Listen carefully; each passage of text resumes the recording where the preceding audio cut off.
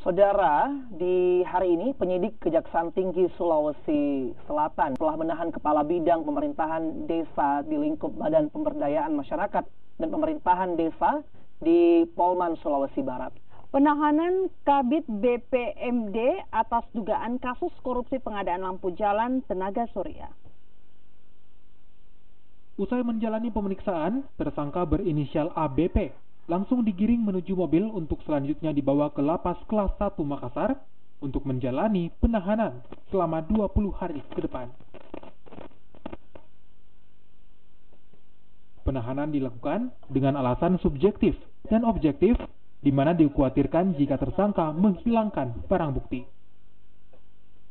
Keterlibatan tersangka selaku Kepala Bidang Badan Pemberdayaan Masyarakat Desa Provinsi Sulawesi Barat, yakni mengerahkan seluruh kepala desa di 144 desa di Polman untuk membeli lampu jalan kepada CV Binanga selaku rekanan. Akibat perbuatannya, negara mengalami kerugian sekitar 10 miliar rupiah dari total anggaran 80 miliar rupiah.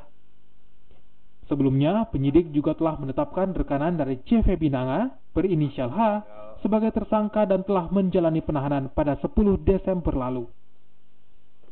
Namun demikian untuk perhitungan pastinya kami tetap menunggu hasil dari BPKP. Ini estimasi dari penyidik, dari hitungan-hitungan dari data-data yang sudah kami kumpulkan, dari real cost pengeluaran daripada penyedia dan kemudian berapa anggaran negara yang sudah dikeluarkan, kami temukan selisih seperti itu. Namun yang lebih berkompeten menentukan nantinya tentunya lembaga auditor BPKP.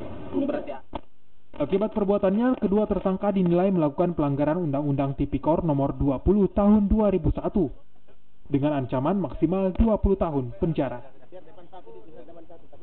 Arif Tirtana, Kompas TV Makassar, Sulawesi Selatan.